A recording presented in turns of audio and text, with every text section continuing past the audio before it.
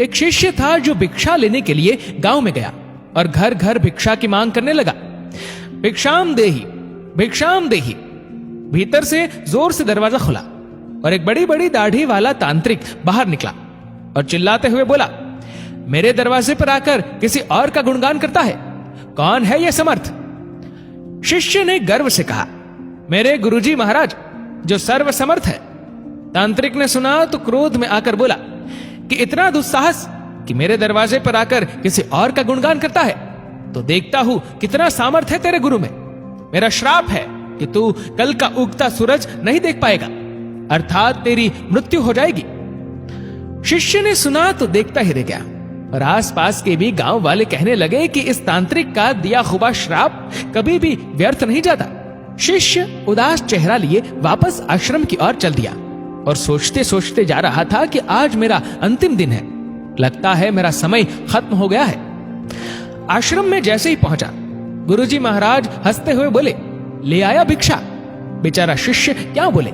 गुरुदेव हंसते हुए फिर बोले कि भिक्षा ले आया। शिष्य ने कहा, जी गुरुदेव, भिक्षा में अपनी मौत ले आया, और सारी घटना सुना दी और एक कोने में चुपचाप बैठ गया। गुरुदेव बोले, अच्छा चल भोजन कर ले। शिष्य ने कहा, गुरुदेव आप भोजन करने की बात कर रहे हैं और यहां मेरे प्राण सूख रहे हैं। भोजन तो दूर, एक दाना भी मुंह में न जा पाएगा। गुरुदेव बोले, अभी तो पूरी रात बाकी है, अभी से चिंता क्यों कर रहा है? चल ठीक है, जैसी तुम्हारी इच्छा। और यह कहकर गुरुदेव भोजन करने चले गए। फिर सोने की बारी आई। तब गुरुदेव शिष्य को बुलाकर बोले, हमारे चरण दबा दे। शिष्य मायूस होकर बोला, जी गुरुदेव, जो कुछ क्षण बचा है जीवन के, उस क्षण में आपकी सेवा कर ही प्राण त्याग करूं, यही अच्छा होगा। और फिर गुरुदेव के चरण दबाने की सेवा शुरू की। गुरुदेव बोले, चाहे जो भी हो, चरण छोड़कर मत जाना कहीं। शिष्य ने कहा, जी गुरुदेव, कहीं नहीं जाऊंगा।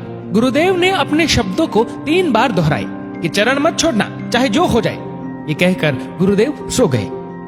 शिष्य पूरी श्रद्धा भावना से चरण दबाने लगा। रात्रि का पहला पहर बीतने को था। अब तांत्रिक अपने श्राप को पूरा करने के लिए एक देवी को भेजा जो धन से भरी थी, सोने चांदी हीरे मोती से भरी थी। शिष्य चरण दबा रहा था, तभी दरवाजे पर वो देवी प्रकट हुई और कहने लगी कि इधर आओ और ये सोने चांदी से भरा ये पात्र ले लो। शिष्य भी बोला, जी मुझे लेने में कोई परेशानी नहीं है, लेकिन क्षमा करें, मैं वहां पर आकर नहीं ले सकता हूं। अगर आपको देना ही है तो यहां पर आकर दे दीजिए। वो देवी सुनी तो कहने लगी कि नहीं नहीं, तुम्हें यहां आना होगा, देखो कितना सारा है। शिष्य बोला, नहीं, अगर देना है तो यहीं आ जाइए। तांत्रिक अपना पहला पासा असफल देख दूसरा पासा फेंका। रात्रि का दूसरा पहर बीतने को था। शिष्य गुरु महाराज जी के चरण दबाने की सेवा कर रहा था। तांत्रिक ने इस बार मारने के लिए उस शिष्य की मां का रूप बनाकर भेजा। शिष्य गुरु के चरण दबा रहा था, तभी दरवाजे पर आवाज आई, बेटा तुम कैसे हो? शिष्य ने अपनी मां को देखा तो सोचने लगा, अच्छा हुआ जो मां के दर्शन हो गए, मरते वक्त मां से भी मिल ले। वो औरत जो मां के रूप धारण की थी बोली, आओ बेटा गले से लगा लो, बहुत दिन हो गए तुमसे मिले। शिष्य बोला, क्षमा करना मां, लेकिन मैं वहां नहीं आ सकता क्योंकि अभी गुरु चरण की सेवा कर रहा हूं, मुझे भी आपसे गले लगना है, इसलिए आप यहीं आ जाओ। फिर वो औरत देखी कि चाल काम नहीं आ रही है तो चली गई। रात्रि का तीसरा पहर बीता और इस बार तांत्रिक ने यमदूत रूप वाला राक्षस भेजा। राक्षस पहुंचकर शिष्य से बोला कि चल तुझे लेने आया हूं, तेरी मृत्यु आ गई है, उठ और चल। शिष्य भी झल्लाकर बोला, काल हो या महाकाल, मैं नहीं आने वाला। अगर मेरी मृत्यु आई है तो यहीं आकर ले जाओ मुझे, लेकिन गुरु के चरण नहीं छोड़ूंगा, बस। फिर राक्षस भी चला गया।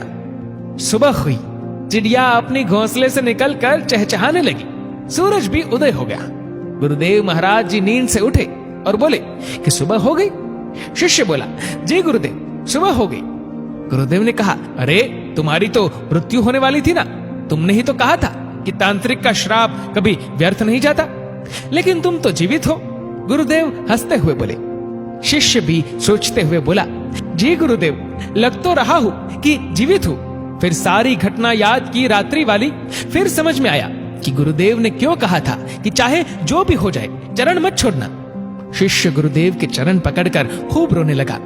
बार बार यही कह रहा था, जिसके सर पर आप जैसे गुरु का हाथ हो उसे काल भी कुछ नहीं कर सकता है। गुरु की आज्ञा पर जो शिष्य चलता है उससे तो स्वयं मौत भी आने से एक बार नहीं अनेक बार सूझती है।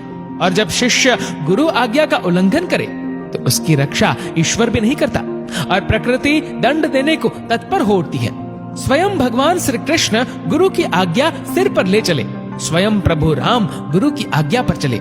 सद्गुरु में ही सामर्थ्य है कि वो प्रकृति के नियम को बदल सकते हैं जो ईश्वर भी नहीं बदल सकते हैं, क्योंकि ईश्वर भी प्रकृति के नियम से बंधे होते हैं लेकिन सद्गुरु नहीं। दोस्तों, इस वीडियो को लेकर आपकी क्या राय है नीचे कमेंट करके जरूर बताएगा। और अगर आपको वीडियो अच्छा लगा हो तो इस वीडियो को लाइक करेगा, शेयर करेगा ज्यादा से ज्यादा लोगों तक। और ऐसी ही और भी स्पिरिचुअल कहानियों के लिए हमारे चैनल को आज ही सब्सक्राइब करिए और हमारे फेसबुक पेज को आज ही फॉलो करें। धन्यवाद।